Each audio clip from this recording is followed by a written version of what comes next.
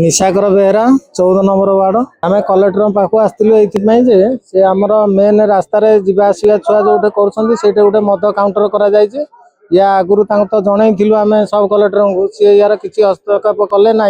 तेणु से कलेक्टर पाक आसलु जनवाई सेपटे सब बेले पिला जावासवा ट्यूशन कर बहुत एक्सीडेंट हो मद पीकिनी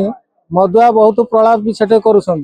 गोटे हॉस्पिटल भी अच्छी तेल टांकी अच्छी से जनवाई आसलु कलेक्टर पाख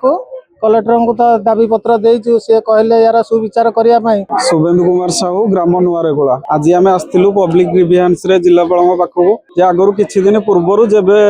ओडिशा गवर्नमेंट जो एक्साइज डिपार्टमेंट टेंडर प्रक्रिया चली आम आसलु नुआरेकोला और पुणारेकोला ग्रामवासी सब कलेक्टर पाखे एक लिखित अभियोग देइथिलु कि जो विदेशी मद दुकान आमर ये अच्छी एठी बहुत प्रकार माने ट्रैफिक जाम होउची एवं एक्सीडेंट होगी बहुत लोकंर जीवन गलानी एवं आखपाख अंचल जो ग्रामवासी अच्छी सब मुख्य मार्केट को जेहेतु मेन जीवा रास्ता हूँ यही बाट दे सब जावासवा कर मुख्य हूँ स्कूल कॉलेज पिला माने एठी जीवाई डरिले माने जो मद्यप मानकर उत्पाद जो ये बहुत प्रकार असुविधा सृष्टि होउची एवं एक्साइज ल हिसाब से पाखरे कौन प्रकार शिक्षानुष्ठान एवं पाखरे कौन प्रकार नर्सिंग होम एवं रेलवे स्टेशन एटी रहा कथा नु जहाँकि एक्साइज डिपार्टमेंट ल को एटी भायोलेंस करुच्ची तेणु यह लोकालोचन को आने आज आम